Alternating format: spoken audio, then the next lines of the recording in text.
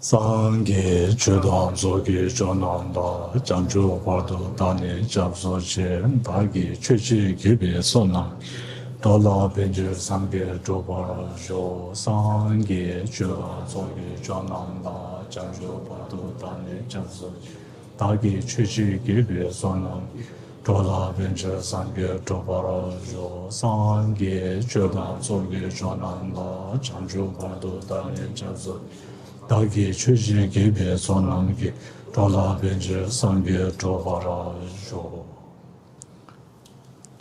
Majo nangye dandani mezimne damje yotino nuna nangma wayando wasoba sangye omodu mo shini jan dobarja. Te dobara jabe duendo dambe shue jumbo je sen nyambe kuno gunje ge jumbo nam chue chanju langye jumbo ne chung antar sembara tse kang sembara jabe chue ge tsam nis.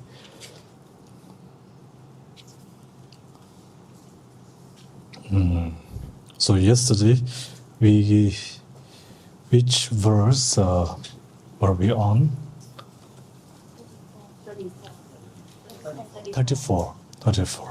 Thank you.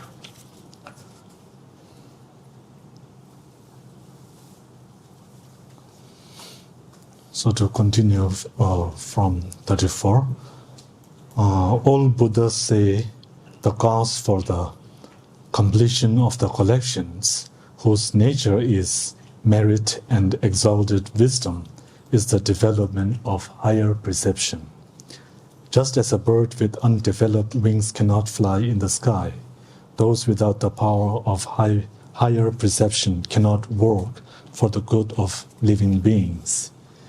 The merit gained in a single day by one who possesses higher perception cannot be gained even in 100 lifetimes by one without such higher perception.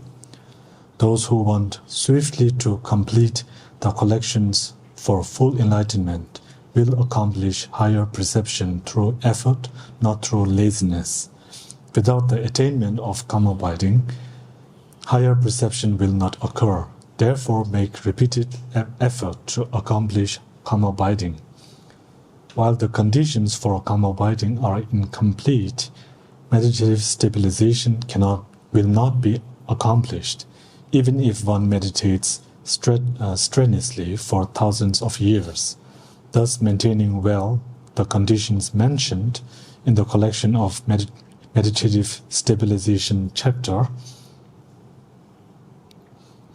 Place the mind on any one virtuous focal object. When the practitioner has gained calm abiding, higher perception will also be gained, but without practice of the perfection of wisdom, the obstructions will not come to an end.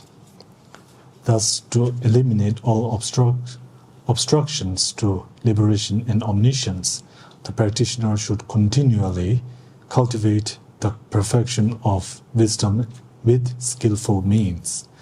Wisdom without skillful means and skillful means two without wisdom are referred to as bondage. Therefore, do not give up either. To eliminate doubts concerning what is called wisdom and what skillful means, I shall make clear the difference between skillful means and wisdom. Apart from the perfection of wisdom, all virtuous practices such as the perfection of giving are described as skillful means by the victorious ones. Whoever, under the influence of familiarity with skillful means, cultivates wisdom will quickly attain enlightenment, not just by meditating on selflessness. Understanding emptiness of inherent existence through realizing that the aggregates, constituents, and sources are not produced is described as wisdom. Something existent cannot be produced, nor something non-existent like a sky flower.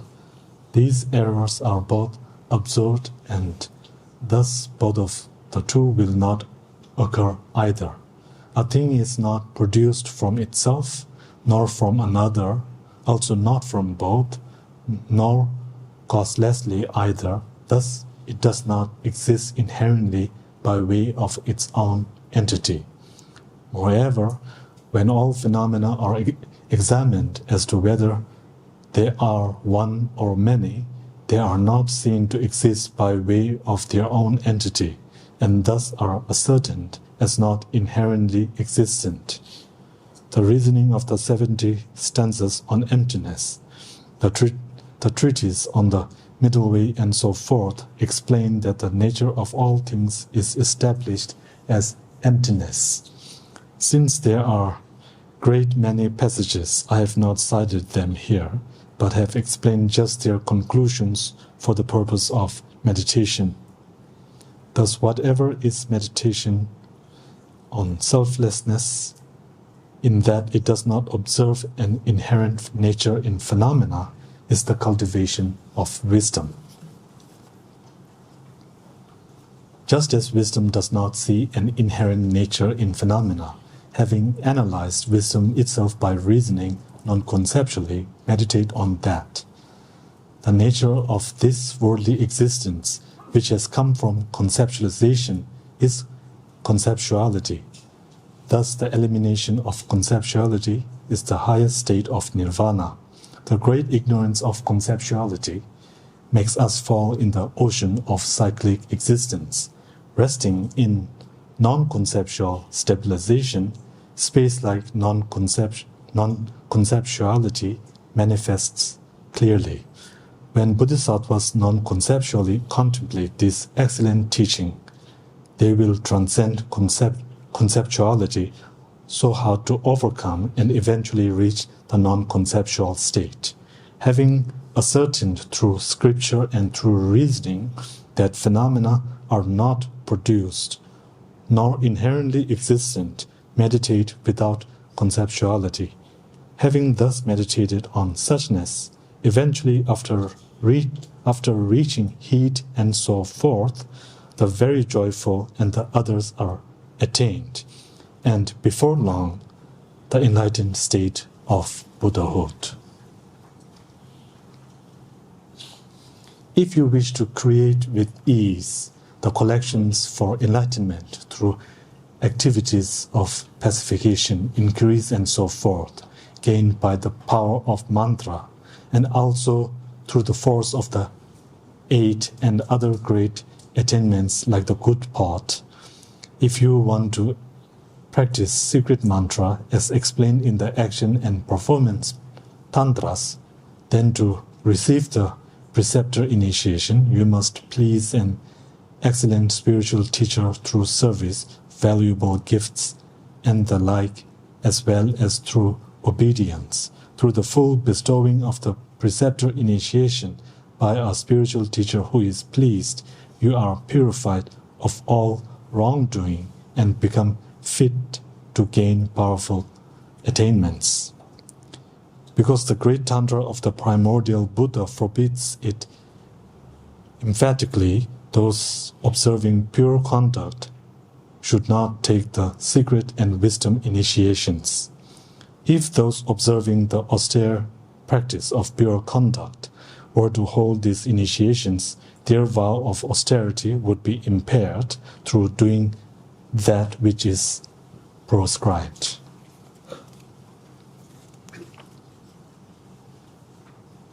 This creates transgressions that are a defeat for those observing discipline. Since they are certain to fall to a bad rebirth, they will never gain accomplishments. There is no fault if one who has received the preceptor initiation and has knowledge of suchness listens to or explains the tantras and performs burnt offering rituals or makes offerings of gifts and so forth. I, the elder Dipamkara Shiri, having seen it explained in Sutra and in other teachings, have made this concise explanation at the request of Changzhu Hue. And then to continue with the colophon, this concludes a lamp for the path to enlightenment by the Acharya Dipamkara Shirigyana. It was translated, revised, and finalized by the eminent Indian abbot himself and by the great reviser, translator, and fully ordained monk Gyaltsen Lodrö. This teaching was written in the temple of Toling in Jiangsu, translated by Ruth Sonam and published by Sinoland Publications in Atisha's Lamp for the Path to Enlightenment.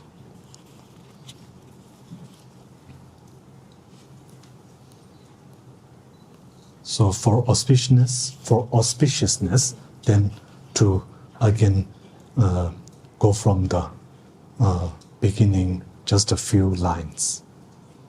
A Lamp for the Path to Enlightenment by Atiśa Dibamkara Shrikyana, 982 to 1054, in the language of India, Bodhipata Pratipam, in the language of Tibet, Changju Lamgir Dönme. Changju Lamgir Dönma. Homage to the Bodhisattva, the youthful Manjushri. I pay homage with great respect to the conquerors of the three times, to their teachings, and to those who aspire to virtue, urged by the good disciple Changju Hue. I shall illuminate the lamp for the path to enlightenment.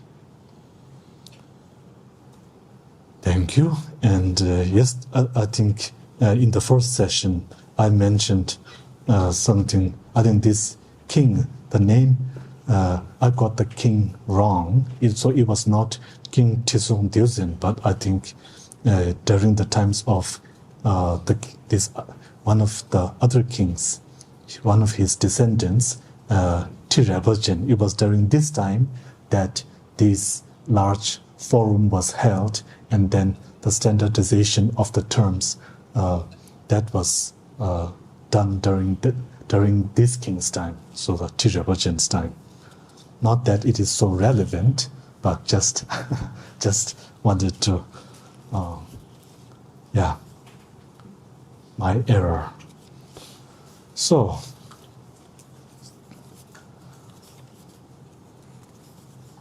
something like, because of our time, and so then I prefer not to go through the whole text, verse by verse, because for one reason, it is something like we don't have so much time, and then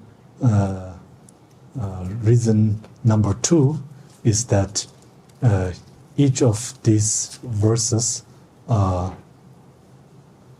explain it, not only takes it much time, but not only does that take much time, but also I think for us to listen to each of the meanings line by line, verse by verse, is something like something for those of us who really want to study in great depth.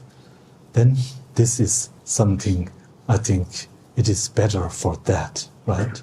But then the real reason is so that I don't have to prepare, so that I don't have to really read or do any kind of preparations.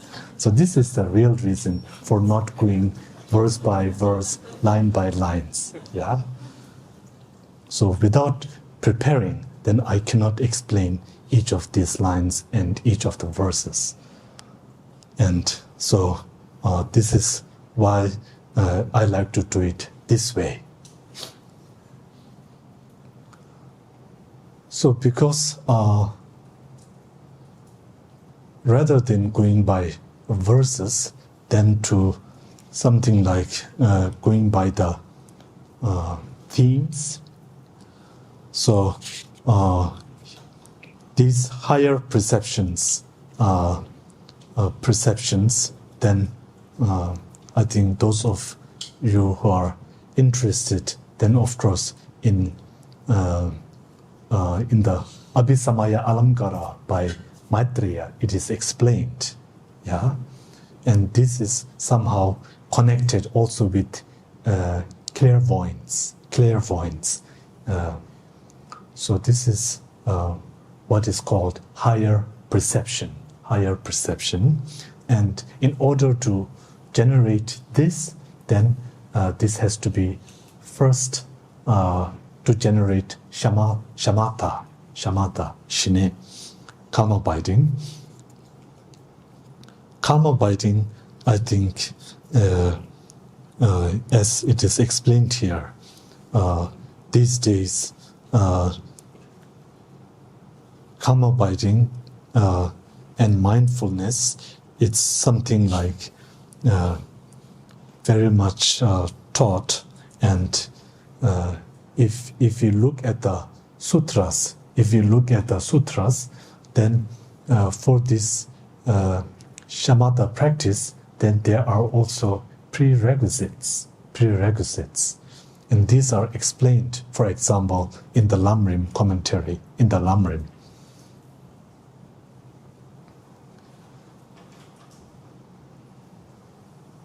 So, for developing these calm abiding and also along with that vipassana and also I could actually say all these parts, bodhicitta and the patimoksha vows. All of this, if we look at it, these so-called practices is it's really about making changes to our lifestyle, making lifestyle changes, making changes in our body, speech, and mind, in our something like. Especially, I think, in our thoughts, and in our words, in our speech. Through speech is something like the medium of our communicating with others. So therefore, speech is it's really crucial. It is crucial, and how.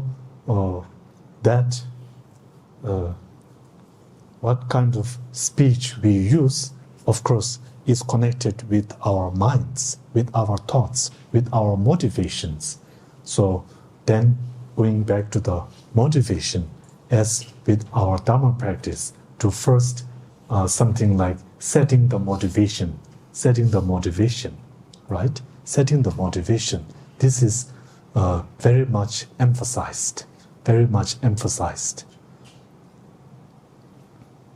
The motivation, the intention, our intention. Why, why are we in the Dharma? Yeah, to ask this, and to ask this ourselves. Sometimes,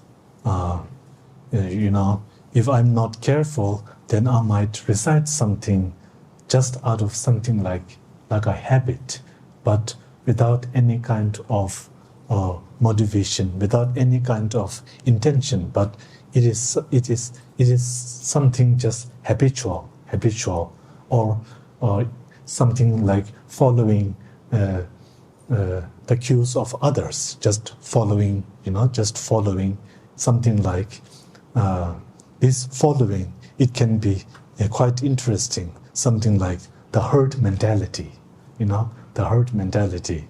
So this is really interesting. Anyhow, to motivate, to motivate.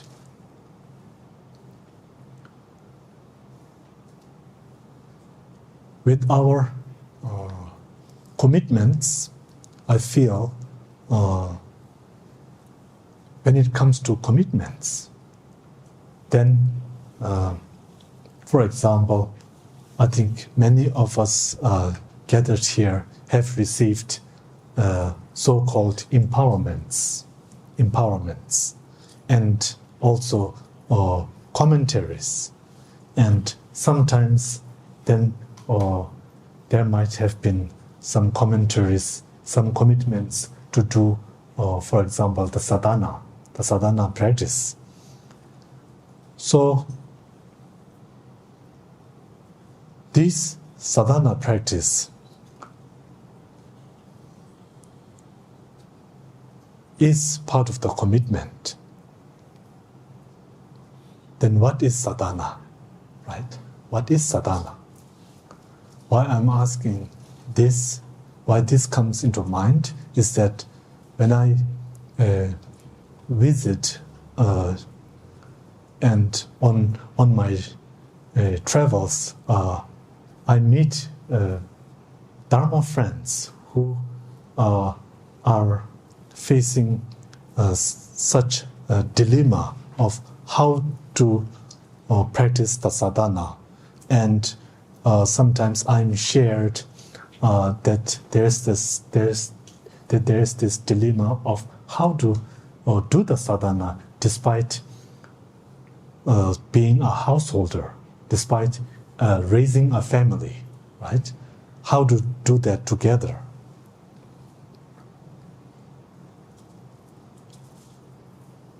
So this kind of dilemma,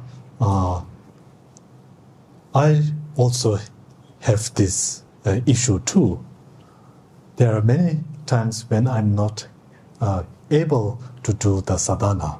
Maybe in my case, I'm not doing the sadhana, right? It is not a question of whether I have the time or not.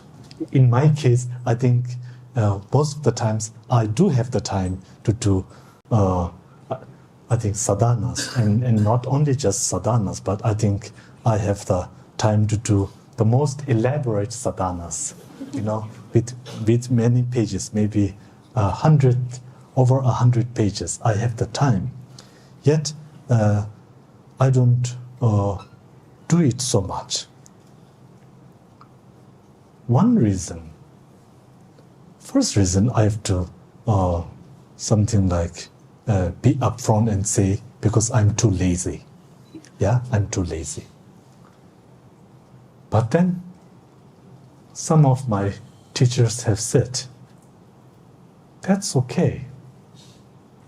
As long as you get to the point of the sadhana, as long as you do the sadhana, that's okay. Those pages and pages are not the sadhana, right? They are not the sadhana. The sadhana is your practice. Your practice is your sadhana. So, to bring the essence of your practice. So this, I think, bodhicitta, conventional relative bodhicitta and ultimate bodhicitta, right? This bodhicitta practice, then to bring that in your interactions, in your family life, in your work life, to bring that. And for example, if you are doing something like deity yoga, guru deity yoga, then always to something like from time to time, to have like glimpses of the deity, to have the deity presence, to be in the presence of the deity. What is the deity? The deity is this image we create, and it is nothing more than the practice of bodhicitta, right? So then, to always have bodhicitta, to always practice bodhicitta. When we say deities, we always say this ultimate bodhicitta in the aspect of these images, in the aspect of the deity. So we can the essence of the deity is this non-conceptual ultimate bodhicitta. This is what the deity, this is the ultimate deity, the ultimate deity. So to practice that, practicing that also includes the conventional aspect as well as the ultimate aspect. So to practice these together, inseparably, to practice this inseparably. And I think in the family environment, this is a way, because you already have compassion for the family. Now it is about letting freeing that compassion. Yeah? Because with our compassion, if I may say, those of us at the beginner's level, we have compassion, but it is very much kind of something like held back, right? So through the practice of bodhicitta, then our compassion, then these shackles, the chains, whatever that is binding it and holding it back, they become loose. It is freeing our compassion, freeing our mind. So this is, I think, sadhana practice. And for that, we don't need to have so many pages of sadhana. It is not absolute necessary. It is not absolute necessary. Of course, if you have the time to go in great detail of visualizing the mandala, of course, there are benefits to that. You're welcome to do that, of course. But I'm saying that if it is a time issue, right? Because raising a family is not, I think it's a full-time job, right? It's a full-time job. It's not a 9 to 5 kind of thing. You know, it's not. It's really a 24/7 work, 24/7 practice, right? So this practice to bring your bodhicitta practice in your family life, in your interaction, in raising the family, and in upholding and honoring the loved ones, right? And then also the surrounding beings. This, I think, I remember Rinpoche, Thaya Rinpoche would say, at the moment, we don't even have to think about all sentient beings. First, think from the person closest to you. You know, start from there. So I think in this way, then to bring bodhicitta into, or to practice bodhicitta from the family, you know, from the family, as a parent, as a child. I think this is then if it think like this, then sadhana practice doesn't seem like something extra that needs to be done, or that needs to be done in front of the holy images. Of course, the holy images, we need that, something like for our support, but the holy images, it's within us. It is within you, right? It is within us. We can always recall. We can always invoke the holiness. We can always invoke the holy aspect. Yeah, the holy aspect. And then something like when we think in the Tantra, how from the nature viewpoint, there is no distinction between the so-called non-enlightened beings and enlightened beings.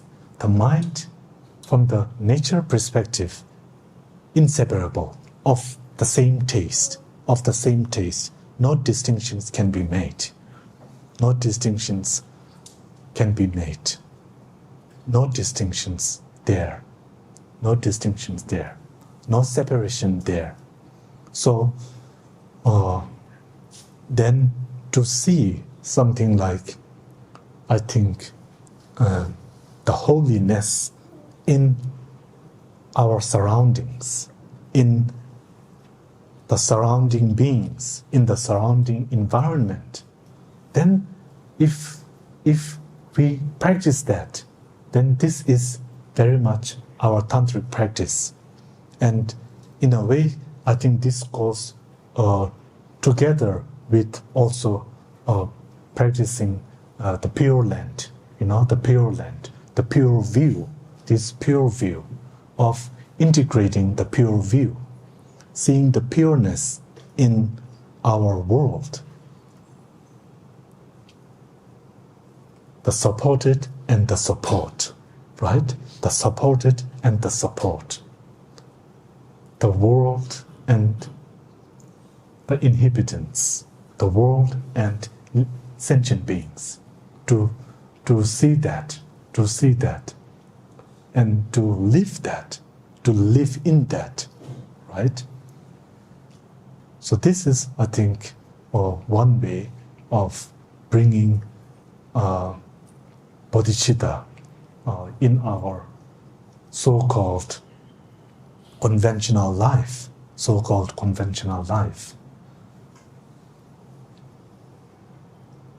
And of course,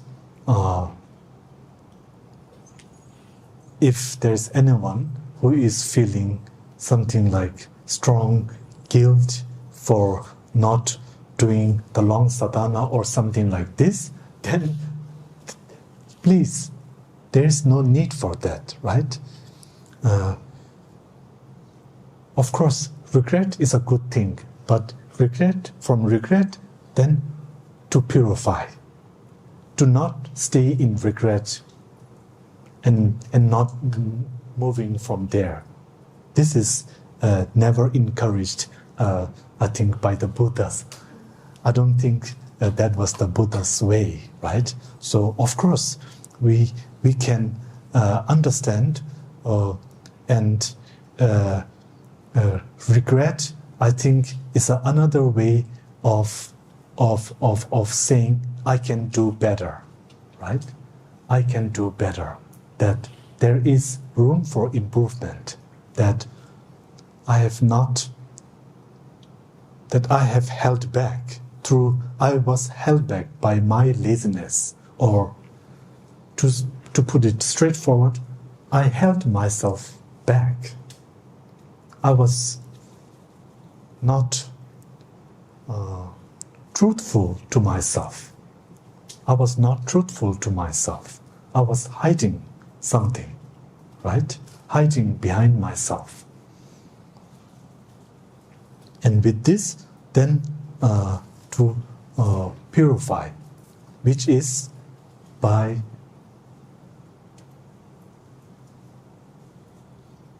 practicing bodhicitta. Bodhicitta is the purification, right? There is no greater purification than the bodhicitta practice. There is no purification ritual that is greater than that. Even when we visualize this, the nectar from, let's say, Vajrasattva, right? And then purifying ourselves and then blessing our mind stream. What does it mean, right? It is bodhicitta. Bodhicitta, being freeing the mind from all these selfish thoughts, from all this selfishness. So, in this bodhicitta practice, then we find the purification method we find the motivation, we find the path, and we also find the result. All of these are included in bodhicitta practice.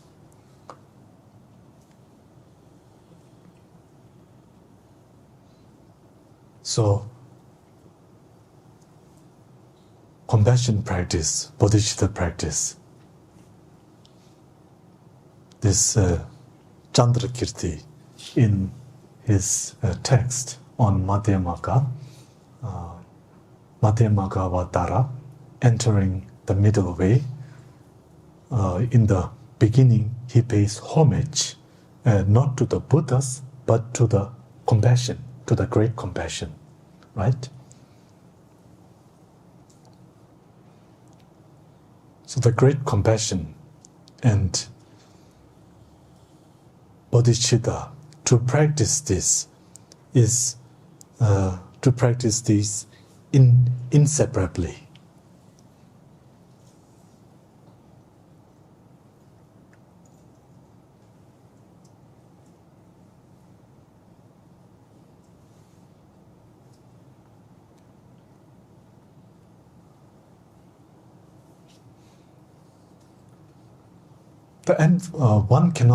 I feel that one cannot emphasize bodhicitta enough, right?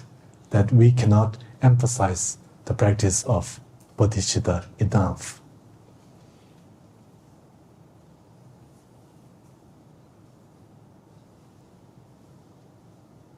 Many of us have taken empowerments, for example, from His Holiness Rinpoche, and of course, before the empowerment, the main part, then there is the taking the Bodhisattva vows, and then with the Bodhisattva vows, then something like we have the something like breaking the vows, right? So these so-called downfalls, then His Holiness was explaining all these downfalls, they occur when we lose our bodhicitta, when we lose our compassion, right? So as long as we are staying on course, as long as we are in compassion, in bodhicitta, then it is not possible for these so-called downfalls to occur. It is not possible. So then, something like when we get up, practice bodhicitta. When we are in our working environment, bodhicitta. When we are from work and spending time with the family, bodhicitta, right? So, in all our activities, bodhicitta, to propagate, to make bodhicitta our all-pervasive practice. This is the point. This is the point of, this is, I think, the lamp. This is the lamp. So then, to always do that, For bodhicitta practice, for this, you don't need to study so much. You don't need to something like Google bodhicitta, You don't need, is it this AI, ChatGPT, for bodhicitta? You don't need that, We have that. We just have to touch to our basic nature, to go back to our basic nature. When we are in this basic nature, then we are in this Buddha nature, to be in that state. And this Buddha nature is inseparable from the Buddha nature of others, of the same taste, universal. So then to be in that,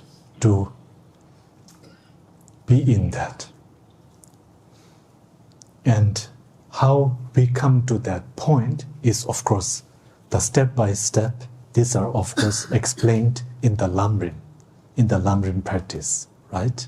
The sevenfold cause and effect, and also exchanging self with others method. These explain all the steps to reach that are helpful in reaching to that state, at this pureness, this nature.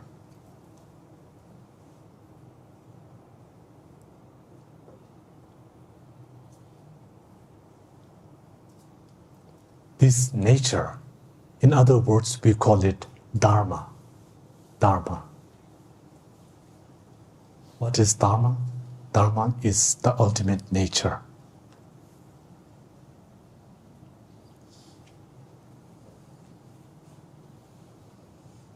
So to be in Dharma,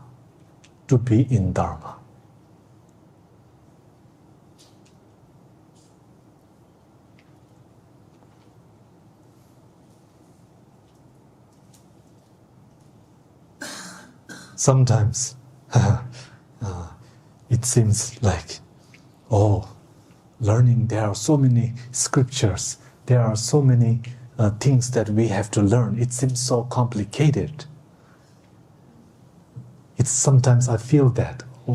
I think this is also shared. It's a shared feeling, right? Why is it so complicated? Why are there so many sets of threes here, and sets of fives, and sets of eights, and all these different sets and different categories? Yes. All of these different things, they are all pointing to the same. They all come to the same point. They are all coming to the same point. And as long as you come to this point, then that is all it matters. That is all it matters, right? That is all that matters.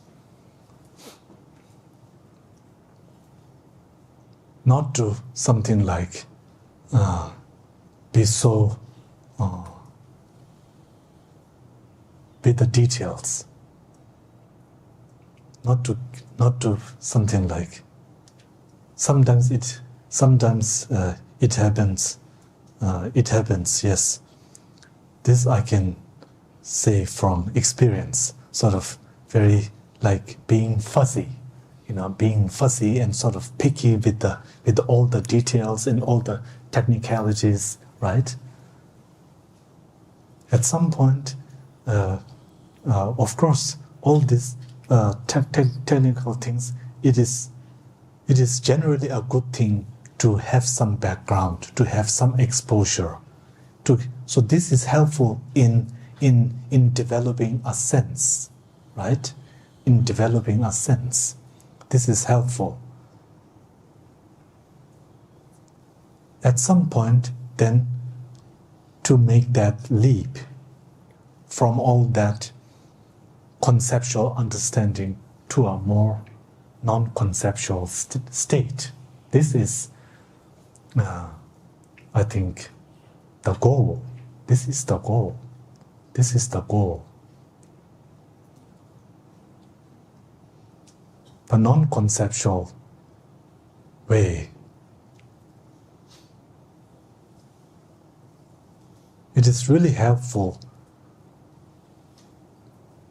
with all these concepts, which are, I think, so helpful in coming to this non-conceptual state.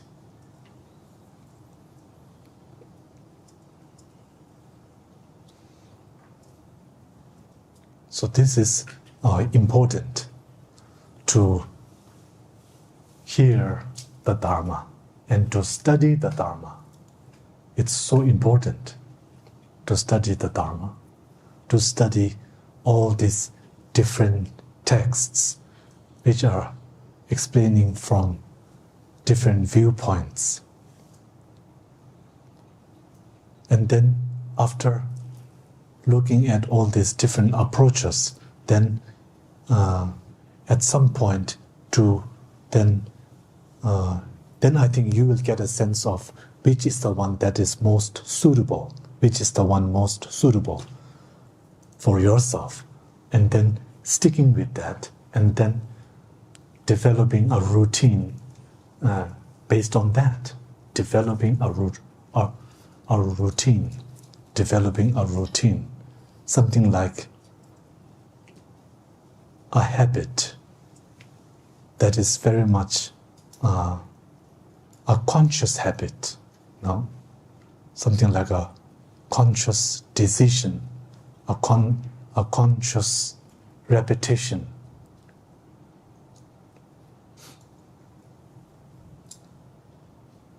With clarity,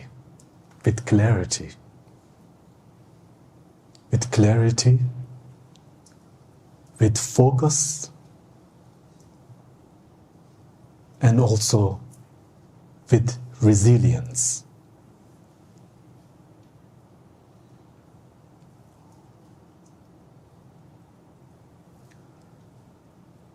As a practitioner, or at least as an aspirant of this, as one who aspires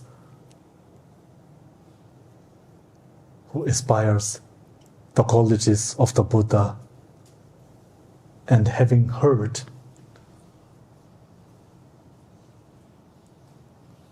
the stories of the Buddha and the Bodhisattvas,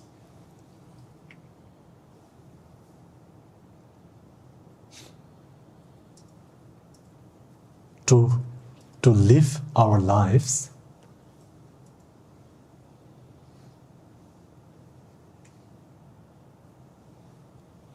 and following in their example,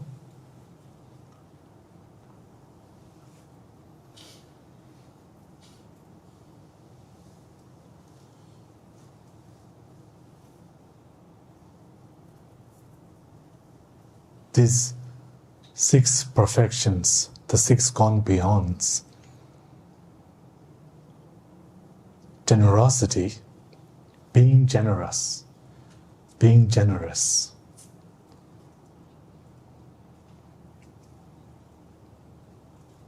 3 types of generosity.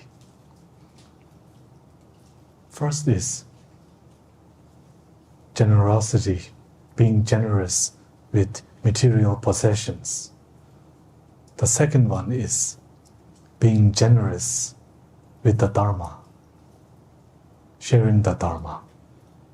The third is being generous in giving fearlessness.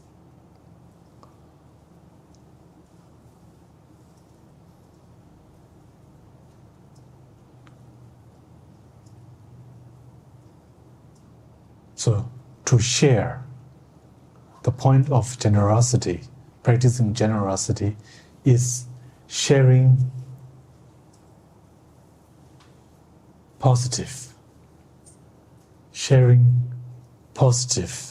positivity with others.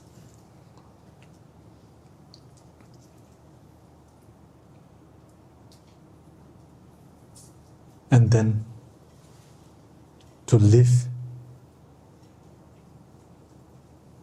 ethically,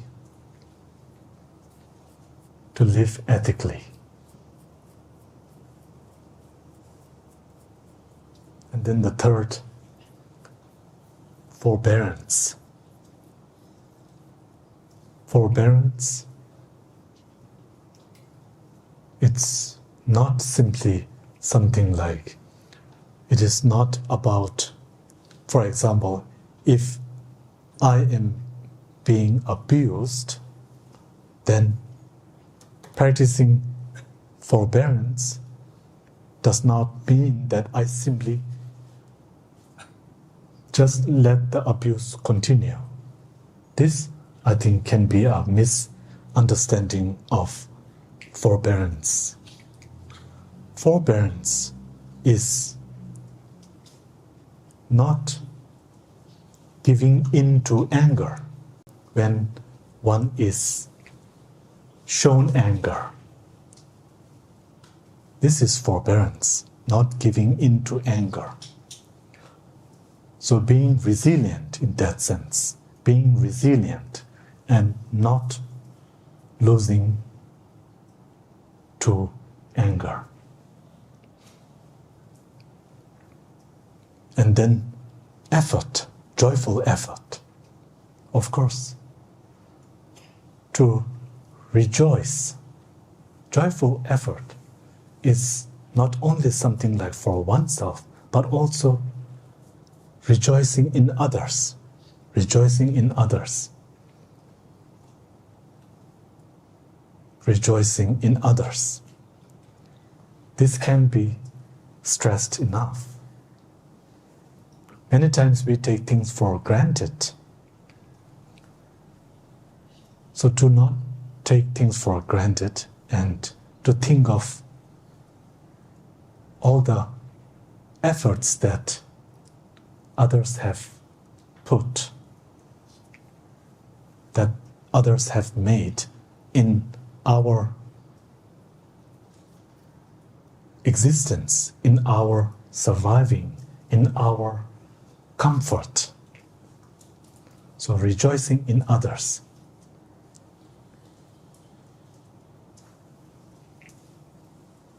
And then something like staying focused, not getting distracted, staying focused in one's practice, in actualizing the goal, in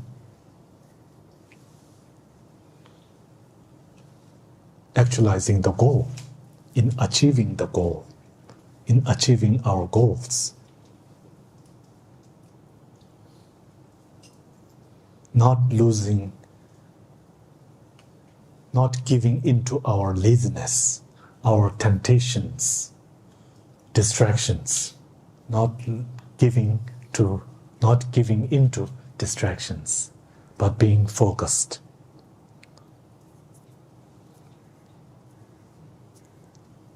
With determination. And this is very much tied into understanding how fortunate we are, and also understanding the value of time.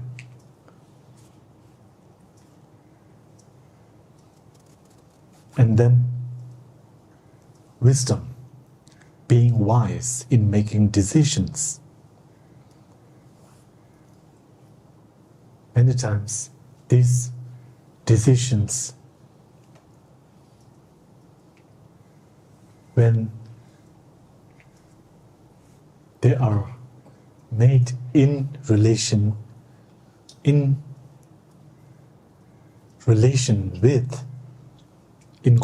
with compassion, then usually they are good. Usually they are good.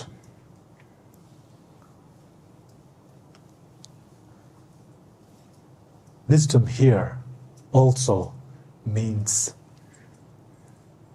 seeing the bigger picture, to put things into context, to always bring it to a point, to bring it to the essence, That is, I think, wisdom. To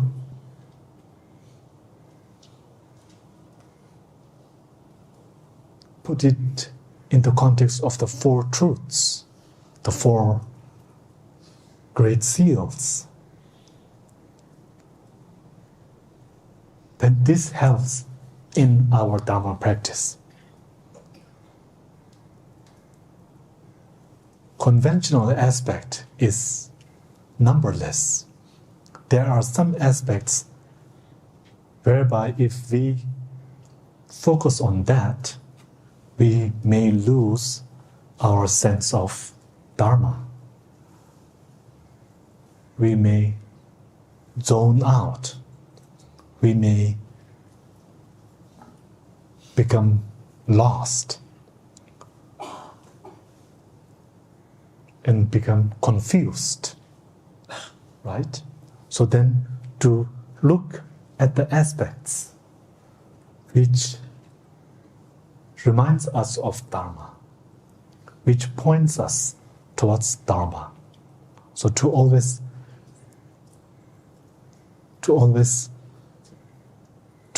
recall that, to recall. So these 6 practices, paramitas, the 6 paramitas,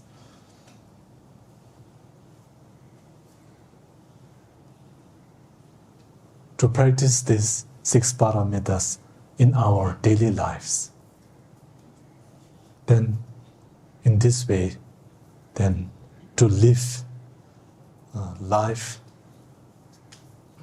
like the Bodhisattvas,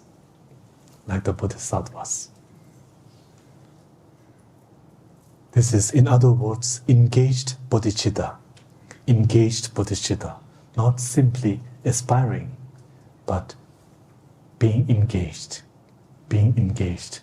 with our lives, with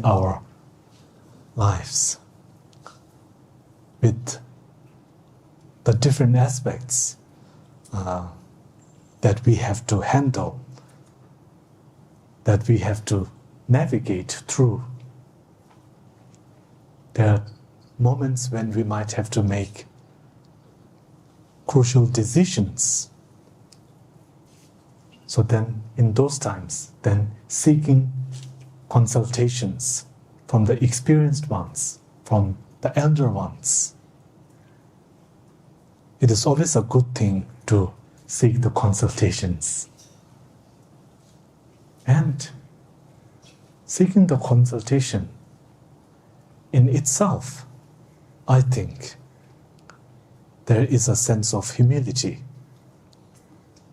So, practicing that humility, this is really a great practice.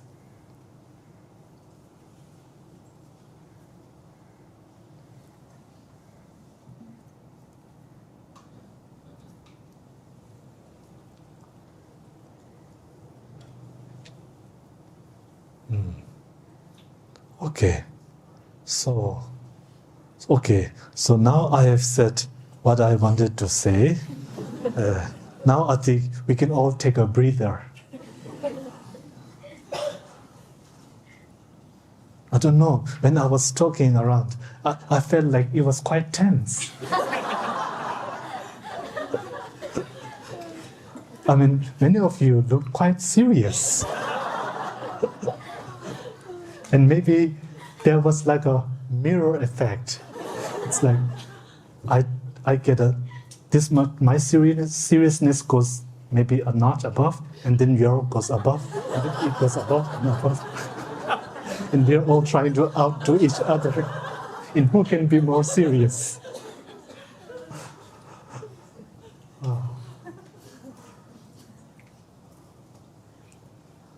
Yeah. So now it's 4:10, and the weather is somehow very nice. So I think you know what's coming next. No need for questions.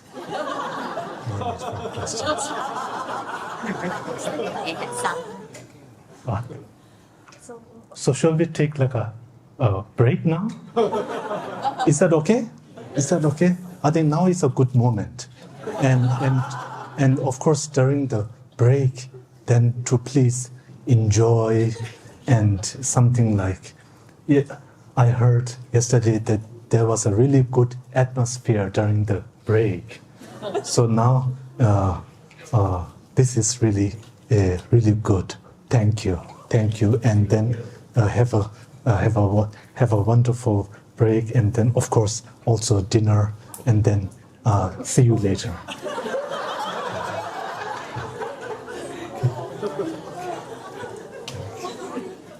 Yes. Yeah.